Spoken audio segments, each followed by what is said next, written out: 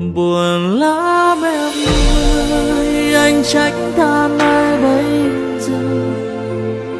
Đau trong lòng nhưng anh chẳng dám nói ra, chỉ có thể yêu lòng.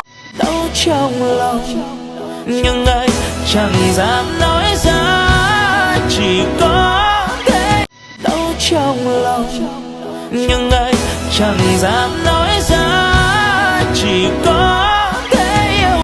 Đau trong lòng nhưng anh chẳng dám nói ra, chỉ có thể.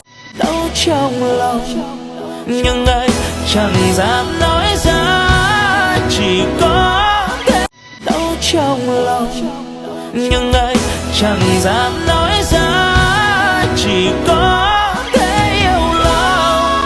Đau trong lòng nhưng anh chẳng dám nói ra, chỉ có thể. Đau trong lòng nhưng anh chẳng dám nói ra, chỉ có thể. Đau trong lòng nhưng anh chẳng dám nói ra, chỉ có